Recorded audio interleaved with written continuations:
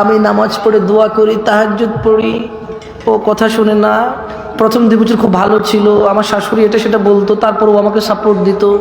এখন হুজুর হঠাৎ করে দেখি ওর ফেসবুকে আরেক মেয়ের সাথে কথা বলে। আরে বাবা, তুমি চাইছো 5 ফুট 6 ইঞ্চি 6 ফুটের একটা পোলা তুমি পাইছো? তুমি চাইছো সাদা চামড়া পাইছো? তোমার বাপ চাইছে তোমার খাওয়া দাওয়ার সিকিউরিটি হবে, হয়েছে? তোমার বাপ চাইছে ঈদে চাঁদে নতুন জামা কাপড় কিনে দেওয়ার অ্যাবিলিটি আছে, ছেলেরা আছে। তোমার বাপ চাইছে তোমার জামাইয়ের দালান খোটা হবে, আছে। তোমার বাপ তাকওয়ার দিনদারিতা চাই নাই, ওটা নাই। তোমার বাপ যেটা চাই নাই সেটা এখন তুমি লাভ নাই তো এটা বলে। এই তো মাদানী সাহেব আছে, বলুক তো মাদানী সাহেব, ইসলামে কোথাও বলা আছে খারাপ মানুষকে বিয়ে করে ভালো করো? বলা আছে মাদানী সাহেব?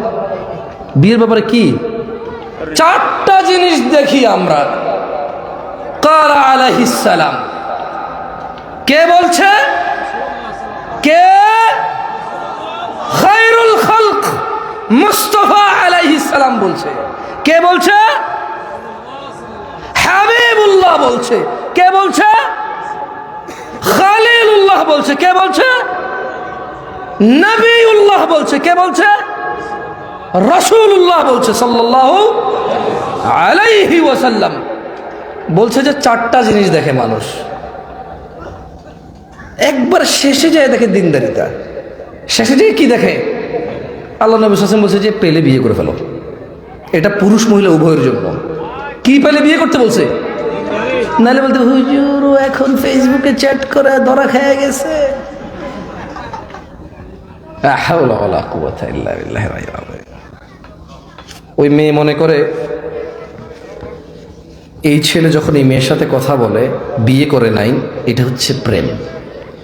ওরে বিয়ে করার পরে আরেক মেয়ের লোক কথা বললে ওটা হলো পরকীয়া। এটা কিন্তু 2 রকম বিচার হলো জিনিসটা। এটা ওই প্রেমিক পুরুষের উপরে জুলুম। ওই পুরুষ যদি এখন প্রশ্ন করে তোমারে বিয়ে না করে কথা বললাম কইলে ভালোবাসা, ওই মেয়ের বিয়ে না করে কথা কই তুমি কও জেনা আর পরকীয়া, কেন? ওই মেয়ের তো বিয়ে করা যায়, আমার তো আরো 3টা অপশন আছে। প্রথমে 4টা অপশন ছিল, when I booked you there is still 3 left, ঠিক না? আল্লাহ আমাদেরকে বোঝার তৌফিক দান করুক। যাই হোক, আমি আর বক্তব্য লম্বা করবো না।